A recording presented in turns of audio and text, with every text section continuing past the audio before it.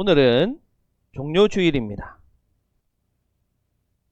종료주일은 주로 예수님께서 갈릴리를 중심으로 사역하시다가 그 3년의 사역을 마치고 십자가 죽음을 감당하기 위해서 예루살렘으로 들어갈 때 백성들이 호산나 하고 예수님을 맞이하고 영광을 돌린 것을 기념하는 날입니다.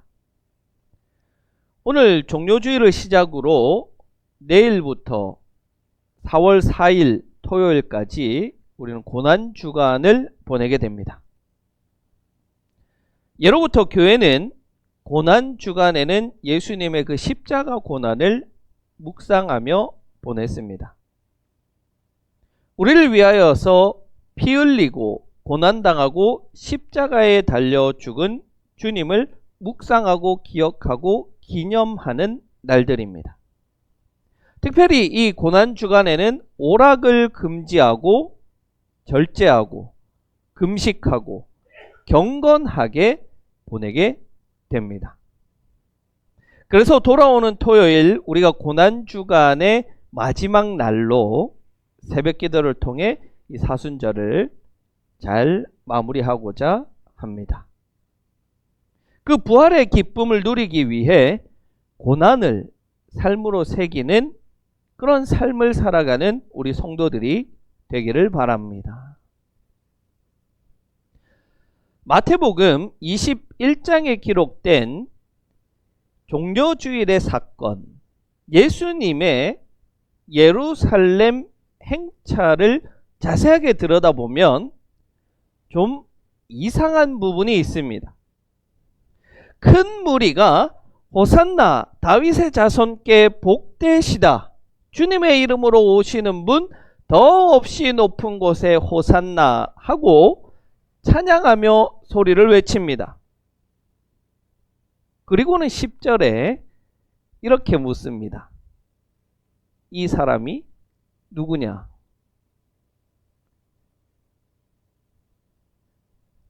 바로 앞에서 자기들이 호산나 다윗의 자손으로 오시는 이여, 주님의 이름으로 오시는 분이여 실컷 찬양해 놓고는 이렇게 묻습니다.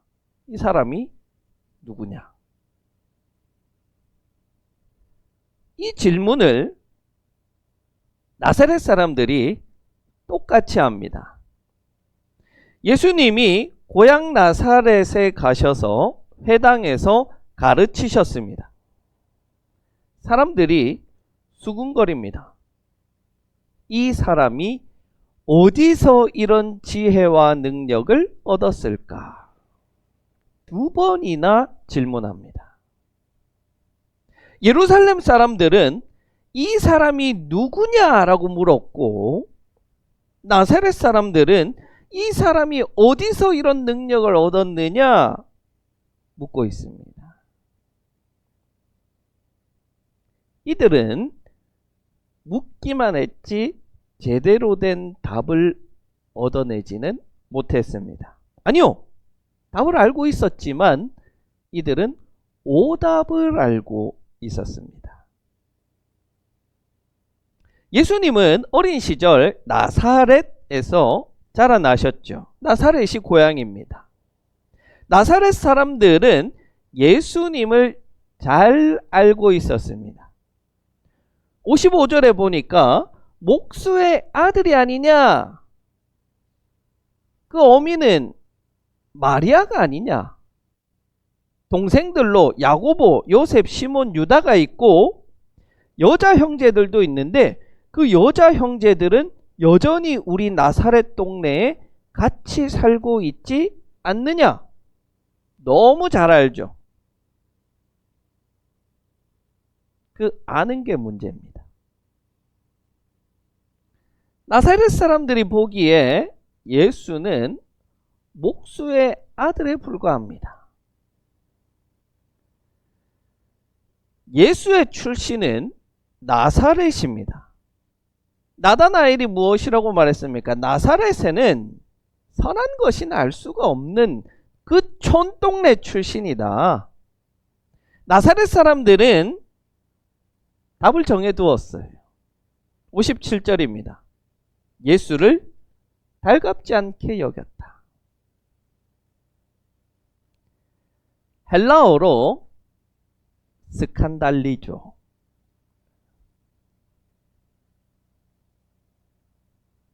우리 지난 화요 큐티 모임에 참여하신 분들은 다 알죠? 스칸달리죠. 스칸달론과 같은 어근을 가진 더칠로타, 실족하다, 성나게 하다, 불쾌하다. 옛날 성경에는요, 배척하다 이렇게 돼요. 배척하다. 알거든요. 뭐를 아냐면 예수님이 메시아다, 대단한 선지자다. 웃기는 소리 하네. 우리가 예수를 아는데 예수는 별 볼 일 없는 목수 요셉의 아들이고 어렸을 적에 어떻게 자랐는지 다 아는데 메시아 같은 소리 하고 있네.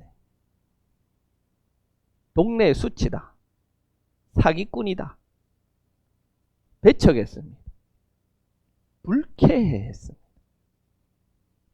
그러자 예수님은 기적을 행하지 않고 나사렛을 떠났다라고 말합니다. 나사렛 사람들은 예수님을, 인간 예수를 너무나 잘 알았지만 그리스도로서의 예수는 알지 못했어요. 그러면 궁금해하고 알고 배우려고 했는데, 아, 저것은 인간 예수야, 내가 다 알아. 자신의 그 알지 못함을 생각하지는 않은 채 다 안다고 예수님을 배척했습니다. 불쾌해. 예루살렘 사람들은 어떻습니까? 예루살렘 사람들은 정반대예요. 환호했습니다. 열렬히 예수님을 맞아들였습니다. 어떻게 했냐면 겉옷을 깔았다고 그래요. 마치 오늘날 우리가 영화제 같은 데 가거나 귀빈을 모실 때 붉은 카페트를 쭉 깔아서 그분이 높고 존귀한 인물이다 라는 것을 드러내는 것처럼 자신의 겉옷을 깔아서 길에 깔아두었습니다. 나뭇가지를 꺾어다가 길에 펴두었습니다. 자, 이것은 무슨 의미냐면 선례가 있습니다. 겉옷을 펴서 까는 것은 왕들의 행차에 흔히 하는 일이지만 나뭇가지를 꺾어서 깔아두는 것은 흔한 일은 아니에요. 한 번의 선례가 있습니다.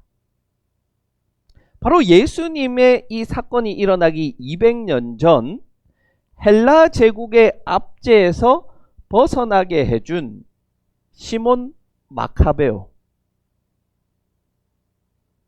군사 반란을 일으켜서 헬라 제국의 압제에서 이스라엘의 독립을 이루어낸 시몬 마카베오가 성전을 정화하고 예루살렘에 입성할 때 나뭇가지를 꺾어서 길에 펴주었습니다.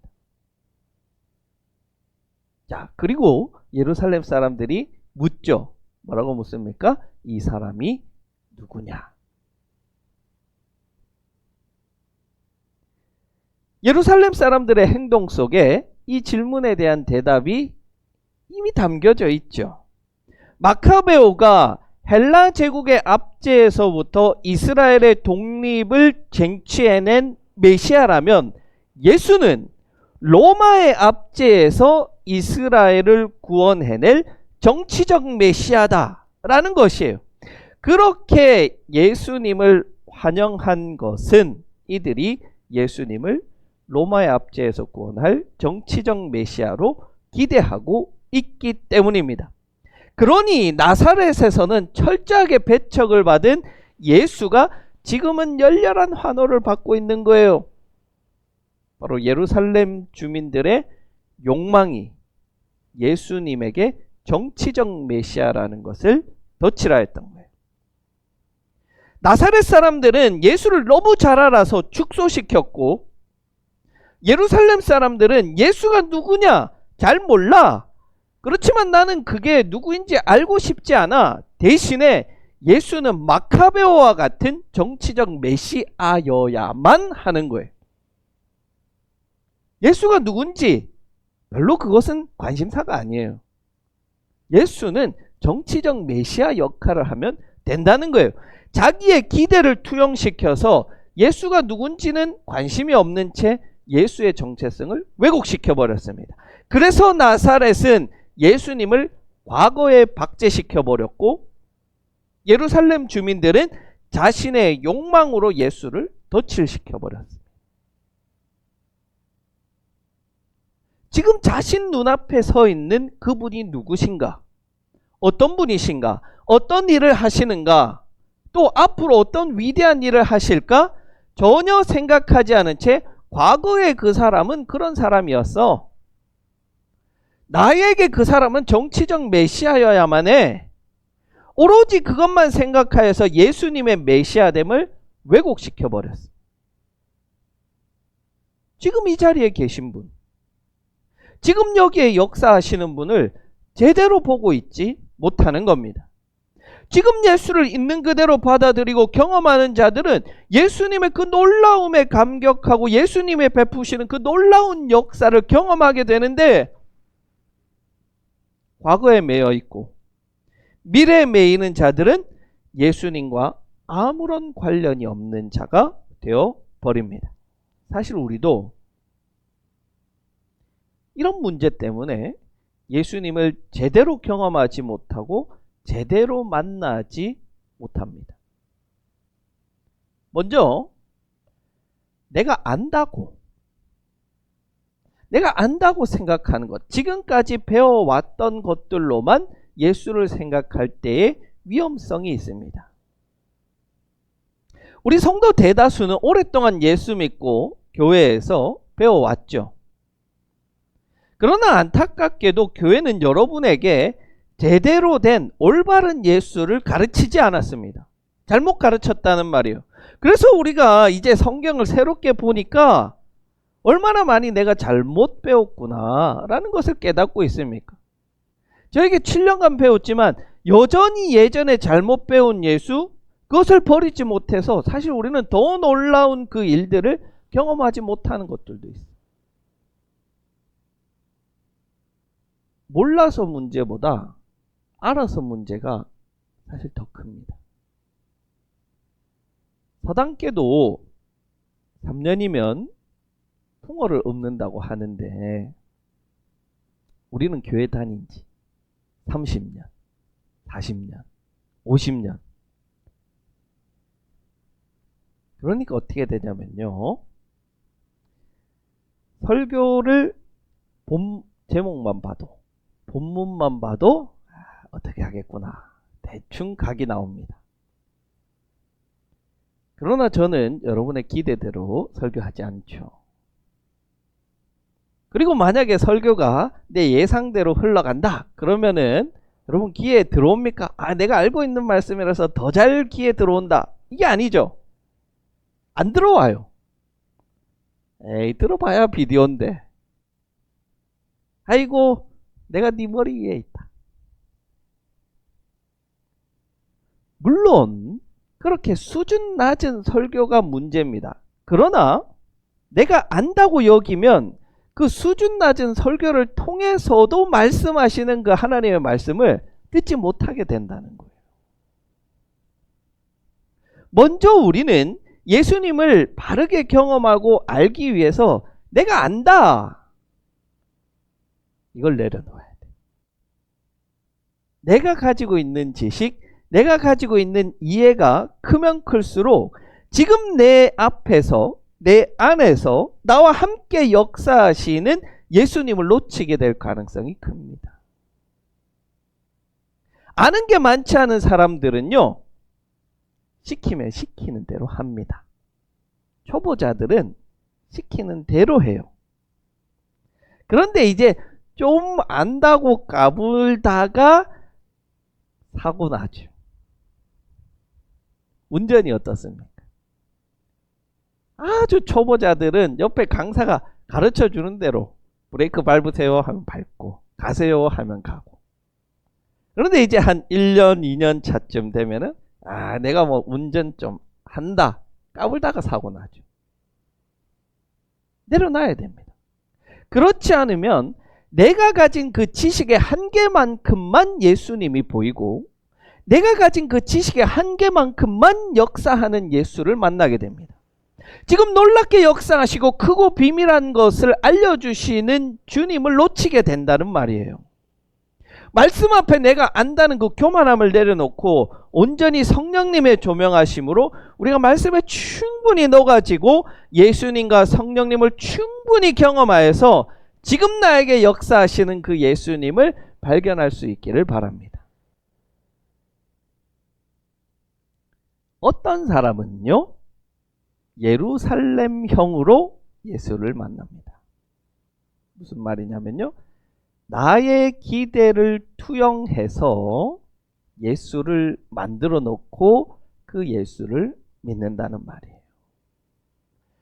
성경에서 말하는 예수님, 실제 내가 경험하는 예수님, 실제 역사하시는 예수님이 어떤 분이신지는 관심이 없어요.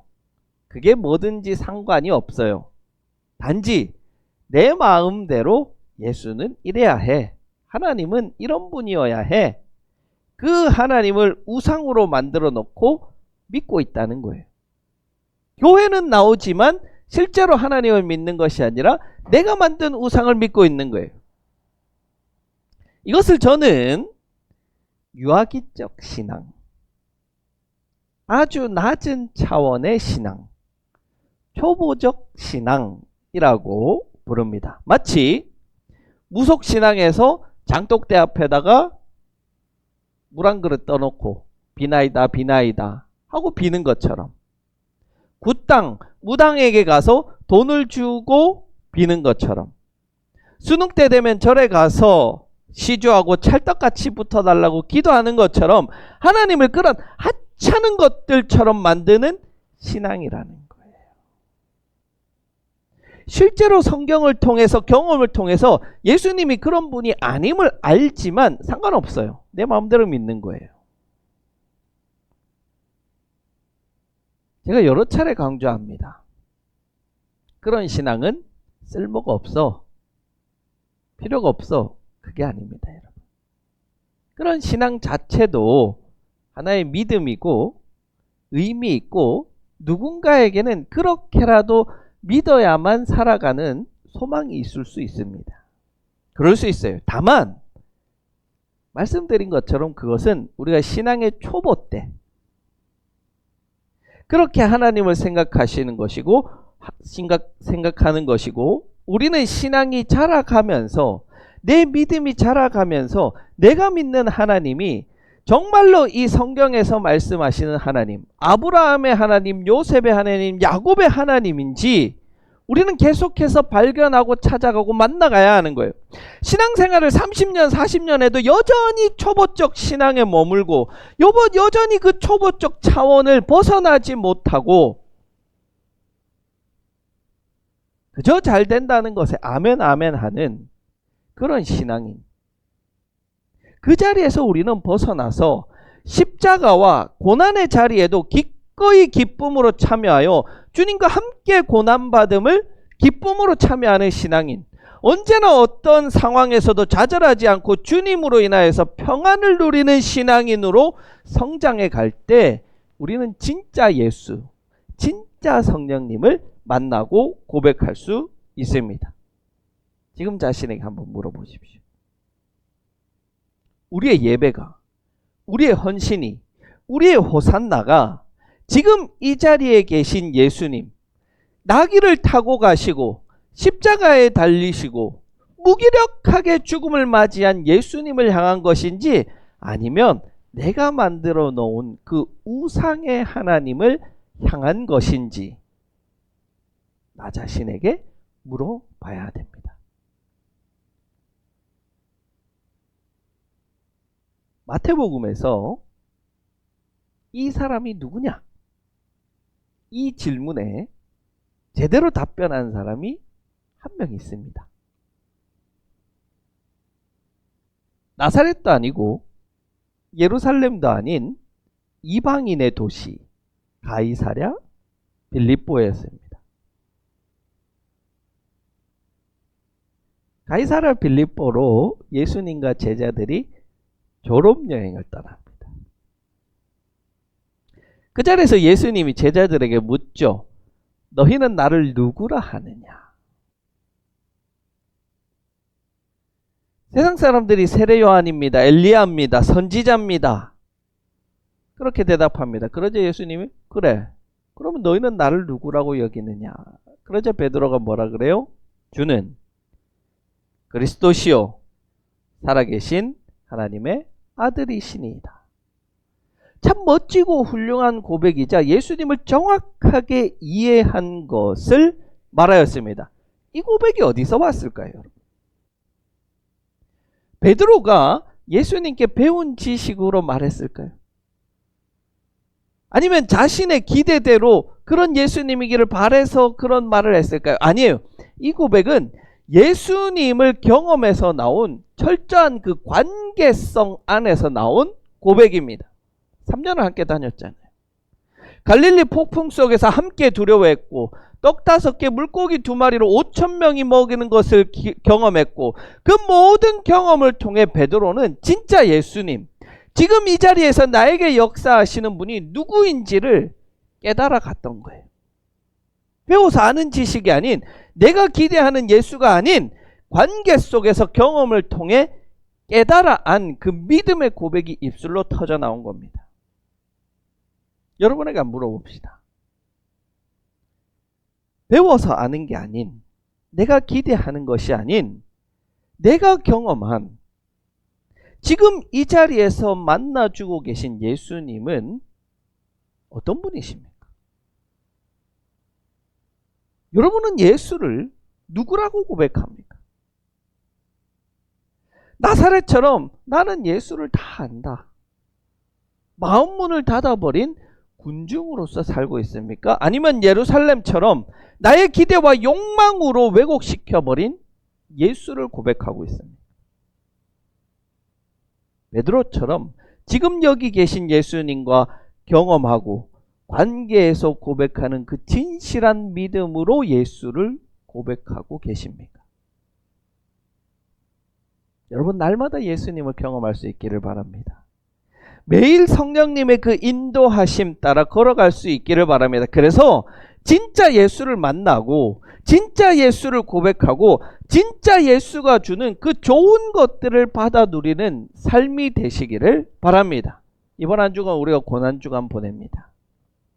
호산나, 그 환호성이 사라진 자리에서 군중이 모두 흩어지고 도망간 그 자리인 십자가 위에서 다 이루었다고 외치시는 그분 앞에 서 있는 제자들이 되기를 바랍니다.